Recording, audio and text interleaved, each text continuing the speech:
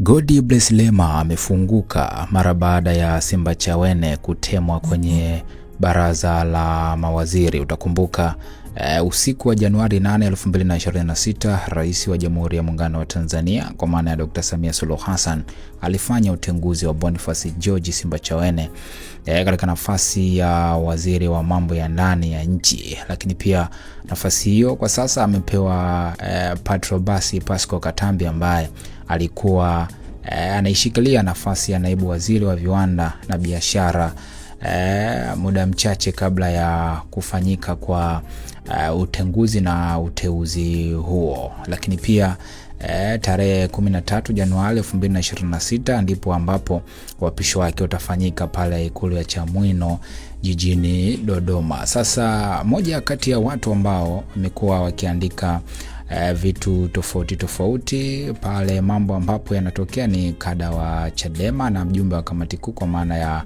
Godbless Lema. Sasa hii ni moja kati ya kitu ambacho amekiandika mara baada ya utenguzi huo kufanyika, ambapo aliweka taarifa hii ya Simbachawene atemwa baraza la mawaziri. Lakini Godbless Lema akaandika, licha ya kutokuwa na ubongo, samaki aina ya jellyfish wamefanikiwa kuwepo na kuishi hapa duniani kwa miaka zaidi ya milioni 650.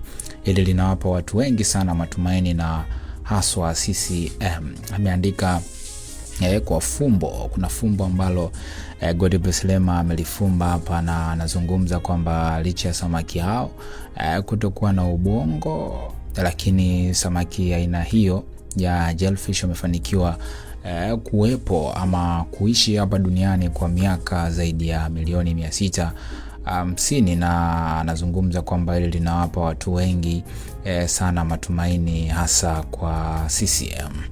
Umenielewa vizuri? Sasa comments zimekuwa nyingi. Huyu anasema mimi naona bora kikombe hicho kimwepuke akae pembeni. Okay, huyu anasema Lema, mbona wewe huogopagi kabisa? Okay. Huyu anasema huyu baba tunampenda, tulikuwa tunajikaza kumchukia. Nakumbuka siku hiyo aliyomweka mtoto wake Selo. Yeye amezungumza hivyo. Huyu anasema ni afadhali sana kwa upande wake, bora amani ya moyo kuliko kufanya kazi kwa maelekezo. Yeye amezungumza hivyo. Huyu anasema mtanielewa tu kwa nini nasema Afrika ni alama ya kiulizo. Okay, huyu anasema huyu ndiye angalau alitaka kuwasafisha polisi wafuate kanuni ya kazi yao. Bahati mbaya sana serikali. Okay. Sasa huyu anasema kaonewa, alikuwa anakuja vizuri kwa wananchi na kusema ukweli, hiki ndio kimemponza kwa sasa serikali.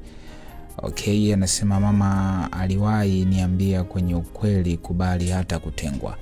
Kwa hiyo ndo hivyo, kila mmoja kwa upande wake amezungumza hivyo, lakini Godbless Lema hicho ndicho ambacho amekisema. Hii ni mara baada ya Simbachawene kutemwa katika baraza la mawaziri. Mtazamo wako ni nini? Tuambie hapo kwenye comment.